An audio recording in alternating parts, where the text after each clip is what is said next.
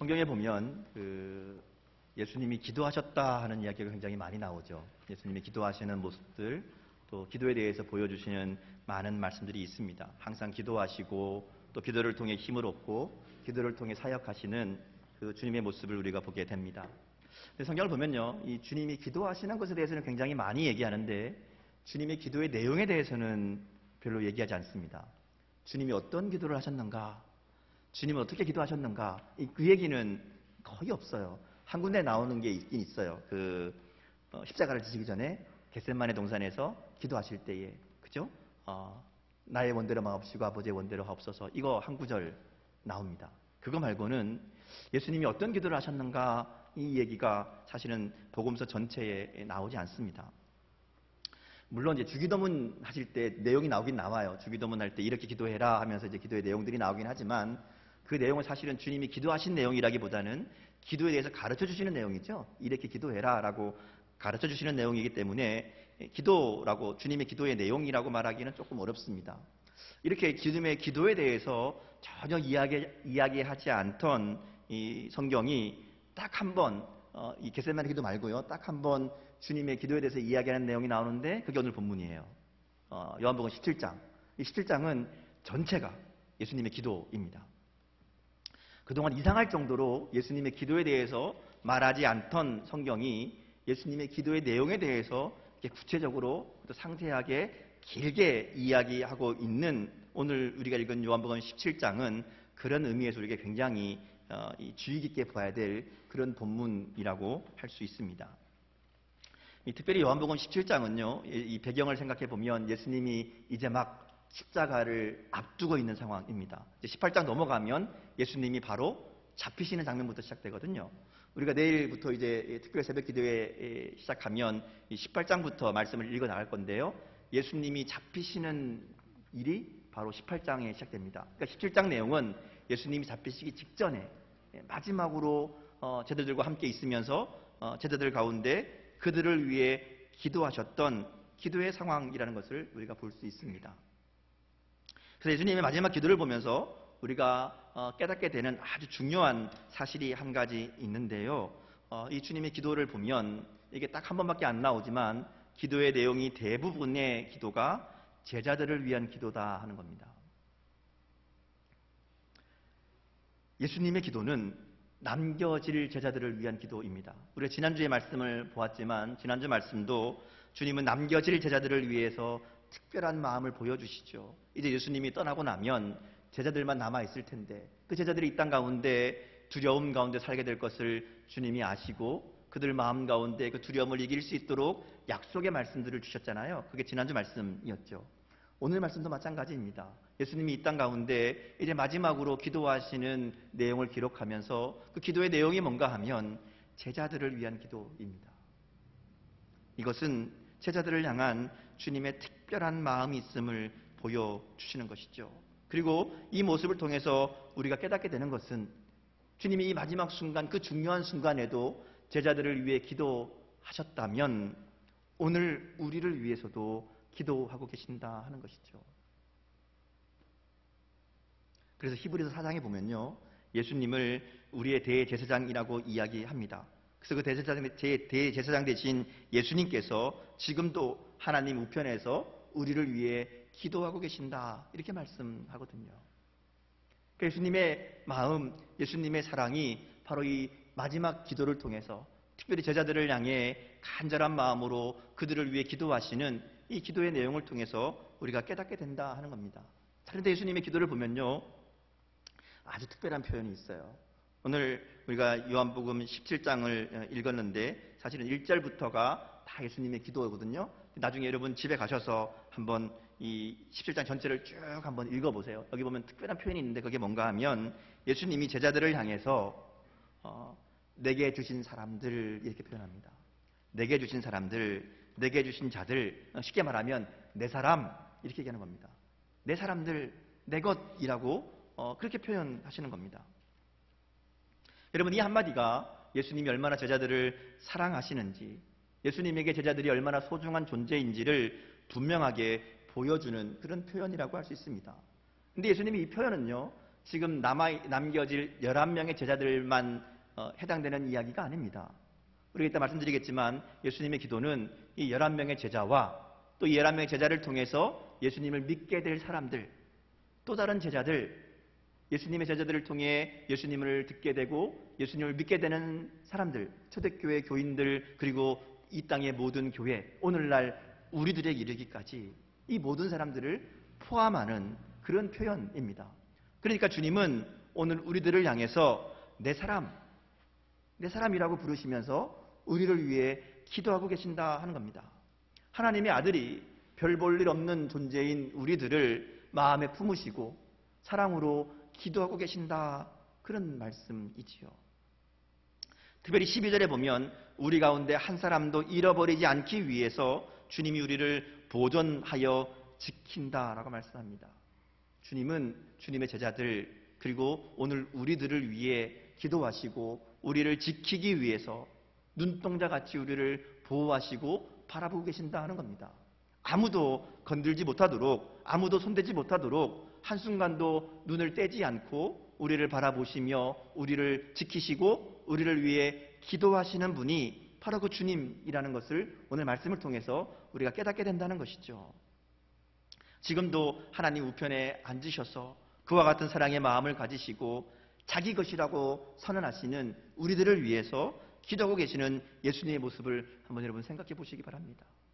매일 날마다 순간마다 우리를 바라보시며 너는 내 것이라고 말씀하시면서 내 사람이라고 말씀하시면서 내 사람을 지켜달라고 기도하시는 그 주님의 모습을 우리가 생각해 보면 그것이 얼마나 큰 은혜인지를 우리가 다시 한번 깨닫게 됩니다. 여러분 그렇잖아요. 우리가 세상을 살면서도 많은 사람들을 만나지만 나를 위해 기도한다는 사람을 만나면 참 기분이 좋습니다. 편안하죠. 누군가 나를 위해 매일 기도하고 있다, 그 얘기를 들으면 그것만큼 든든한 그 마음이 없습니다.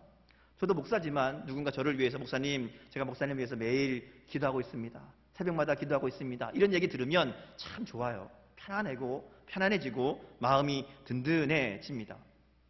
여러분, 누군가 나를 위해서 기도한다라는 얘기만 들어도 그렇게 좋은데 예수님이 나를 위해 기도하신다, 예수님이 나를 위해 매 순간 기도하고 계신다, 나를 지켜보고 계시고 나를 위해 날마다 기도하고 계신다, 이 말씀이 우리에게 얼마나 큰 힘이 되고 능력이 되는 말씀인지 알 수 없습니다. 예수님은 오늘도 너는 내 것이다, 아무도 손 못 댄다, 이런 마음으로 우리를 위해 기도하고 계신다는 것이죠.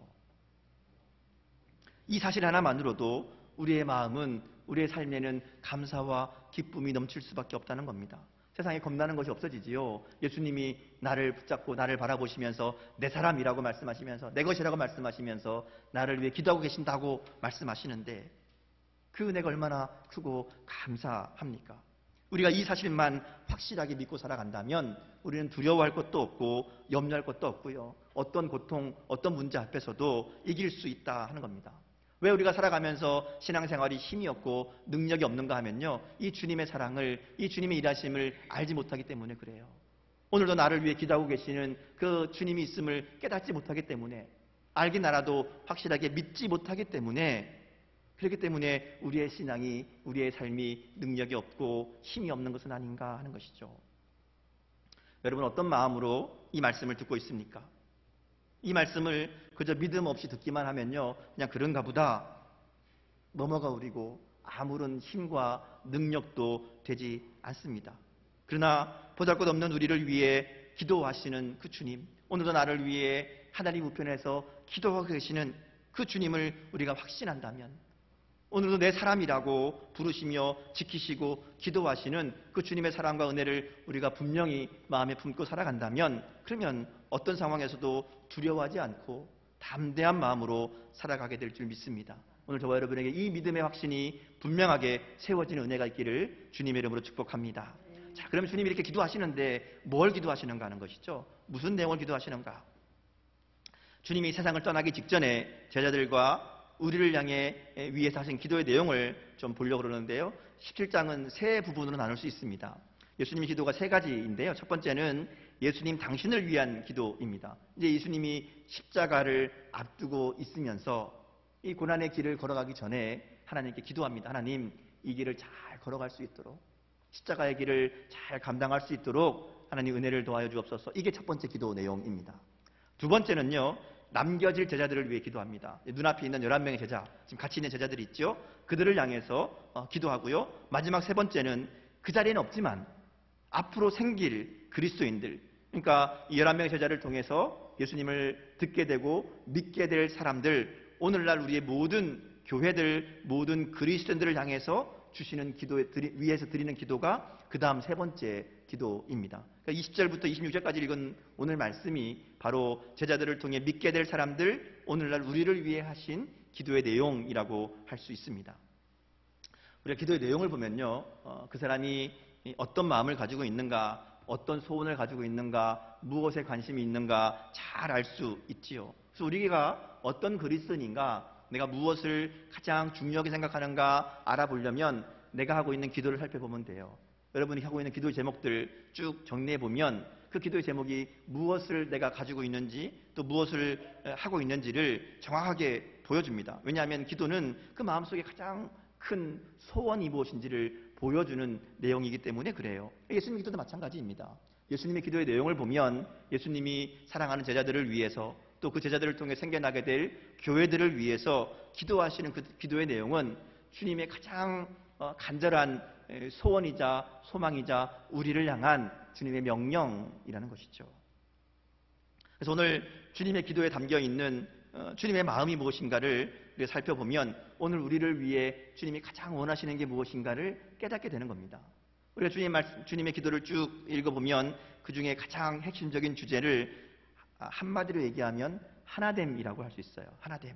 오늘 본문에 보면 하나됨이라는 말이 굉장히 많이 반복됩니다. 우리가 20절부터 읽었지만 앞부분 이 제자들을 위한 기도의 내용이 나오는 11절 말씀을 먼저 보겠습니다. 11절 말씀을 보면요, 이렇게 기도하시죠. 나는 세상에 더 있지 아니하오나 그들은 세상에 있사옵고 나는 아버지께로 가옵나니 거룩하신 아버지여 내게 주신 아버지의 이름으로 그들을 보존하사 우리와 같이 그들도 하나가 되게 하옵소서. 이렇게 얘기합니다.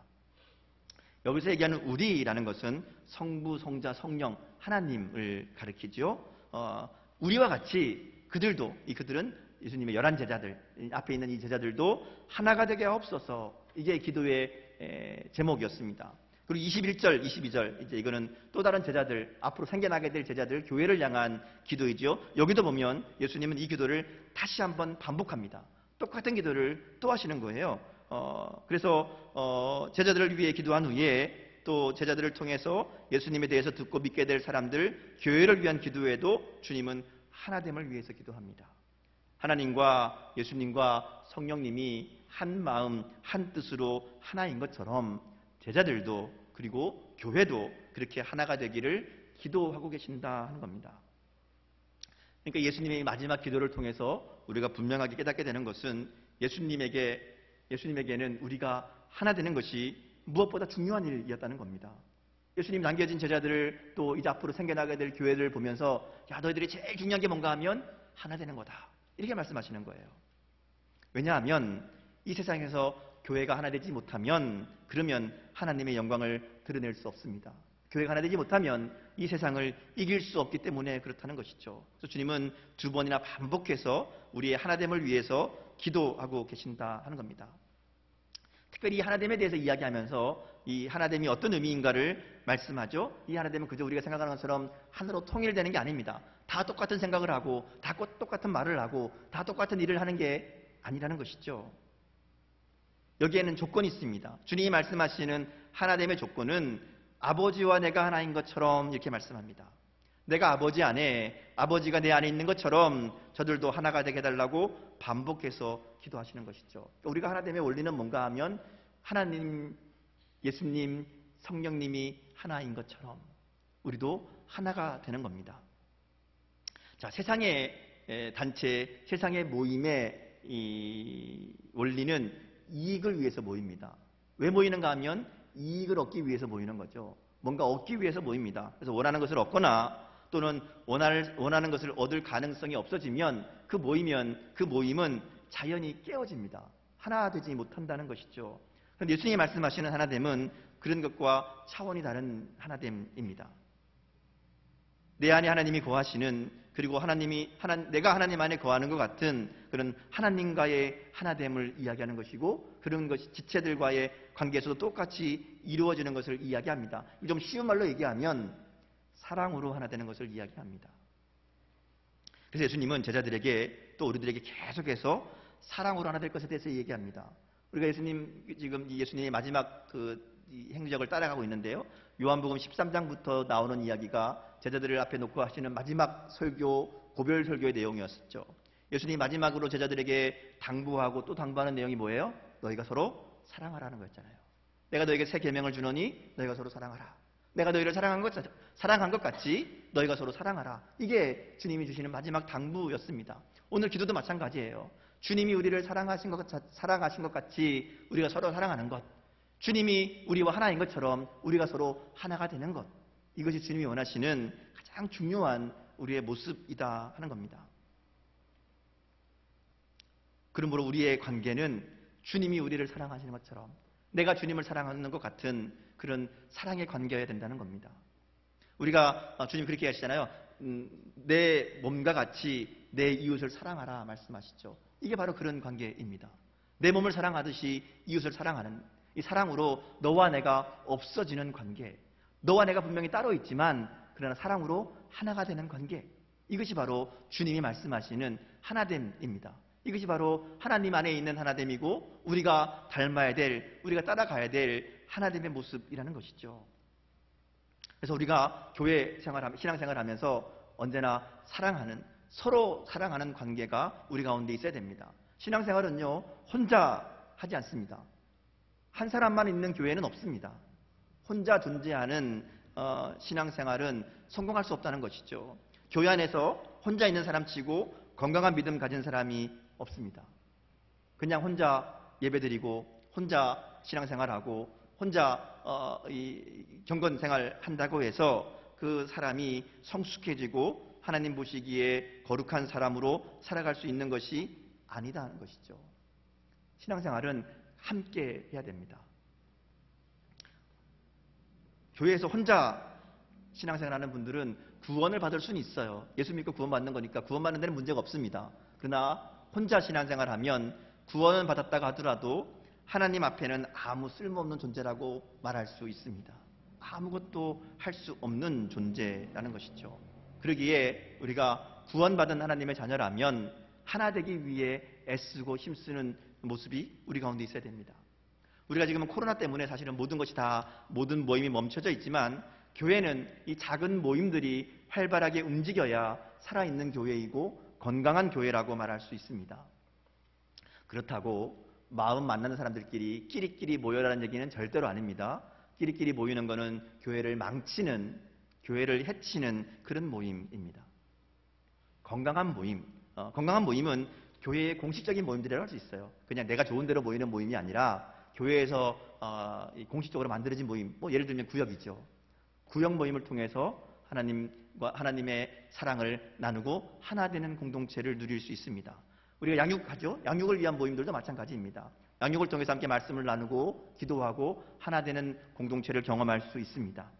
중보기도를 위한 모임도 있습니다. 함께 기도하기 위해 모여서 기도함으로 하나됨을 이루게 되고요.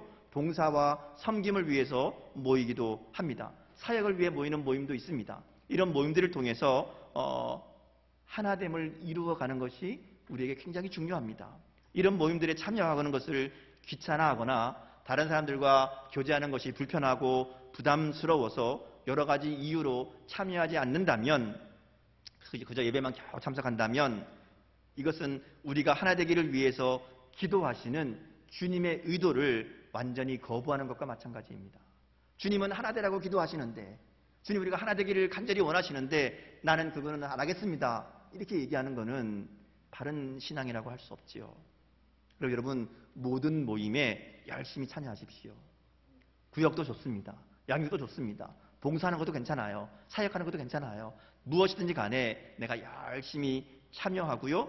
참여만 하지 말고요. 거기에서 하나 되기 위해서 힘써야 됩니다. 그것이 주님이 간곡한 기도이자 명령입니다. 여러분, 바쁘다고 귀찮다고 또 괜히 모이면 힘들다고 핑계 대지 마시고 변명하지 마십시오. 일단 모여야 됩니다. 여러분 바라기는 이 코로나가 좀 나아지면 어떤 모임이든지 하나 이상은 꼭 참여하십시오. 많이 하면 더 좋아요. 그러나 하나 이상은 꼭 참여해서 그 가운데 적극적으로 함께해서 하나 되는 모임을 만들어갈 수 있기를 주님 이름으로 축복합니다. 그 모임을 통해서 하나님을 기쁘시게 하는 오늘 주님이 기도하시는 이 기도가 우리를 통해 이루어지게 된다는 것이죠. 이렇게 우리가 서로를 바라보며 사랑으로 하나 되기 위해 애쓰다 보면, 힘쓰다 보면 우리의 삶이 달라집니다. 왜냐하면요, 하나님이 원하시는 것을 하거든요. 하나님이 기뻐하시는 일을 하기 때문에 그 일 가운데 하나님의 역사가 나타나는 겁니다. 하나님이 모여서 하나 되기를 간절히 원하신다고 예수님이 기도하시는데 우리가 그 일을 하다 보면 그 일이 힘들고 어렵지만 그 가운데 하나님의 역사와 일하심을 경험하게 된다는 겁니다. 여러분 생각해 보세요. 하나님이 원하시는 건 안 하면서 딴 데 가서 일하면서 하나님의 능력, 하나님의 도우심을 구하면 하나님이 그 가운데 역사하시겠습니까? 그렇지 않습니다. 그러나 하나님이 원하시는 일을 한다면, 하나님이 기뻐하시는 자리에 우리가 있다면, 우리가 좀 부족해도, 우리가 좀 연약해도 하나님이 하기를 원하시는 일들을 해나갈 때 그 가운데 하나님의 도우심이 있는 겁니다. 그 가운데 성령의 역사가 일어난다는 것이죠. 우리가 왜 신앙생활을 하면서 힘이 없고 능력이 없고 우리 가운데 하나님의 역사하심을 경험하지 못하는가 하면요, 하나님이 원하시는 자리에 있지 않기 때문에 그렇습니다. 하나님이 하라고 하는 일과 상관없는 일을 하고 있기 때문에, 하나님의 노력과 하나님의 기도에 동참하지 않기 때문이라는 것이죠. 그러기에 우리의 믿음이, 우리의 삶이 다시 한번 오늘 주님의 기도를 기억하고 하나 되는 일에 힘쓰는 결단이 저와 여러분이 있기를 주님의 이름으로 축복합니다. 여러분, 에덴 동산에서요, 하와가 혼자 있다가 뱀의 유혹을 받습니다. 사실 에덴 동산에는 아담과 하와 둘밖에 없어요. 이게 둘이 떨어지면 그냥 혼자 있는 거예요. 근데 늘 같이 있을 수밖에 없는 그런 상황입니다. 그런데 그날은 왜 그랬는지 모르지만 싸웠는지 서로 관계가 안 좋았는지 따로 있습니다. 혼자 있었잖아요. 혼자 있다가 뱀의 유혹을 받고 죄를 범합니다. 신앙생활은요, 혼자 하면 당합니다. 아무리 기도를 많이 하고 아무리 신앙의 경험이 있고 오랫동안 신앙생활 했다고 하더라도 혼자 있으면 당할 수밖에 없다는 것이죠. 그래서 오늘도 주님은 우리가 하나 되기를 계속해서 기도하고 계시는 겁니다. 자, 이제 마지막 23절을 보면요, 예수님께서 왜 이토록 우리가 하나 되기를 간절히 기도하시는지 그 이유를 알 수 있습니다. 예수님은 우리가 하나됨을 위해서 기도하시며 그것을 통해 이루기를 원하시는 목적이 있다는 것을 말씀합니다. 우리가 하나됨을 통해서 예수님이 하나님께서 보내신 이심을 세상이 알게 하기 위함이다. 그렇게 23절에서 말씀하죠. 예수님이 하나님으로부터 보냄을 받았고 하나님이 사랑하신다는 것을 우리가 하나됨을 통해서 세상에 보여줄 수 있다는 겁니다. 자, 왜냐하면요, 세상의 기준으로는 사람들은 절대로 하나 될 수 없는 존재들입니다. 제가 아까 잠깐 임직식 준비하는 이야기를 들었는데요. 임직식 준비하면서 옷을 뭐 입을까? 이거 가지고 의견이 아직도 안 모아졌다 그래요. 통일이 안 된다 그럽니다. 왜냐하면 생각이 다 다르거든요. 생각이 다 다릅니다. 하물며 세상에서 일어나는 일들 가운데 하나 된다는 것은 불가능한 일입니다. 근데 가능한 게 있어요. 교회는 가능합니다. 왜냐하면 하나님의 사랑으로 모이기 때문에 그래요. 그래서 교회가 하나 되는, 공동체가 하나 되는 이것이 바로 하나님이 교회를 사랑하신다는, 그리고 하나님이 예수님을 이 땅 가운데 보내셨다는 증거가 된다라는 겁니다.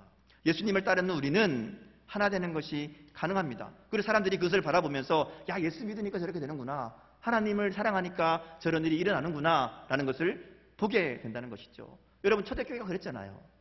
초대교회가 처음 모였을 때에 그들이 날마다 모여서 함께 사랑하고 교제합니다. 사랑으로 떡을 떼고 말씀을 나누고 기도합니다. 그래서 어떤 일이 일어나죠? 사람들이 그들을 보고 그들 가운데 하나님의 역사가 있음을 알게 됩니다. 예수님을 만나게 되는 일들이 자연스럽게 그들 가운데 일어나잖아요. 그게 바로 하나됨의 능력입니다.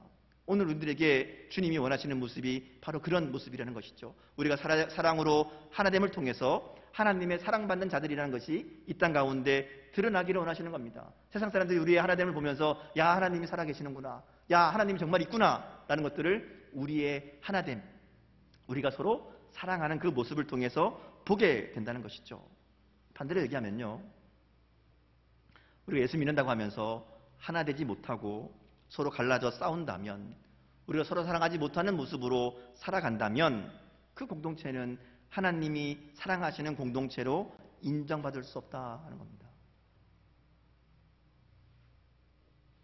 이렇게 보면 예수님은 우리가 하나 되기를 위해서 기도하고 계시지만, 사실 우리가 하나 되고 안 되고는 세상에 하나님이 보내신 하나님의 아들 예수 그리스도를 알리고 또 예수님을 따르는 공동체인 교회가 세상 속에서 그 정체를 나타내는 결정적인 요소라고 할 수 있습니다. 우리가 하나 되지 못하는 것은 세상으로 하여금 예수님이 하나님의 아들이시라는 것을, 우리가 하나님의 사랑받는 존재라는 것을 부정하게 만드는 일이라는 겁니다. 여러분, 우리는 어떤 공동체일까요? 우리는 하나됨을 통해서 세상 사람들에게 우리가 따르는 그 예수님, 그분이 하나님이 보내신 하나님의 아들이라고, 우리가 하나님의 사랑받는 존재라는 것을 보여주고 있는 그런 공동체입니까? 아니면 하나 되지 못해서 하나님의 사랑을, 우리가 믿는 믿음을 흔들리게 하는 그런 공동체입니까? 하나 되는 것 알긴 아는데 어렵죠. 힘듭니다. 맞습니다. 그래서 주님이 기도하시는 거예요. 주님 오늘도 기도하시는 겁니다. 우리가 하나 되기를 간절히 원하시면서 우리를 위해 기도하고 계신다는 것이죠. 저는 오늘 말씀을 묵상하면서 우리를 위해 기도하시는 이 주님의 모습, 이 주님의 마음이 굉장히 크게 또 감사하게 다가왔습니다. 오늘도 나를 위해 또 우리를 위해 기도하고 계시는, 기도하며 소망하며 우리가 주님 원하시는 공동체로 세워지기를 기대하시는, 기다리시는 그 주님의 마음, 그 주님의 사랑. 우리에게는 이 주님의 기도가 있습니다. 오늘도 우리를 바라보시며 기도로 우리 가운데 함께하고 계신다 하는 겁니다. 주님이 우리를 위해서 기도하시면 이 세상에 우리를 당할 자가 아무도 없음을 우리가 믿기를 바랍니다. 여러분, 절대로 낙심하지 말고 세상을 두려워하지 마십시오. 주님은 오늘도 우리를 위해 기도하고 계시고 우리가 하나 되기를, 그리고 이 땅 가운데 하나님의 영광을 드러내며 살아가기를 기도하고 계시는 줄 믿습니다. 오늘도 주님은 너는 내 것이다, 오늘 내가 누구 한 사람도 잃어버리지 않겠다, 단호한 마음으로, 그 사랑으로 우리를 위해 기도하고 계시는 줄 믿습니다. 그러니 우리가 힘을 냅시다. 우리 가운데 주님이 기대하시는 대로, 주님이 원하시는 모습으로, 주님이 기도하시는 대로 하나 되는 모습으로 살아가는 결단이 우리 가운데 있기를 원합니다. 사랑으로 하나 되기 위해 헌신하고 희생하고 포기해야 됩니다. 내 것을 내려놓고 겸손히 공동체와 교회를 섬기며 하나님을 기쁘시게 하는 그런 하나 되는 공동체를 만들기 위해 함께 노력해야 됩니다. 하나 되는 공동체는 그냥 만들어지는 게 아니죠. 내가 노력해야 됩니다. 내가 헌신해야 됩니다. 내가 먼저 사랑해야 됩니다. 그러면 그 사랑이 우리를 주님의 사랑으로 하나가 되는 공동체로 만들어가게 될 줄 믿습니다. 그러면 우리를 통해서 하나님의 살아계심이, 하나님의 사랑하심이, 하나님의 영광이 드러나게 될 줄 믿습니다. 오늘 주님의 기도를 우리가 기억하고 그 주님의 기도에 힘을 얻어서 이 땅 가운데 주님이 원하시는 이 하나 되는 아름다운 공동체를 만들어가는 저와 여러분 될 수 있기를 주님의 이름으로 축복합니다. 함께 기도하겠습니다.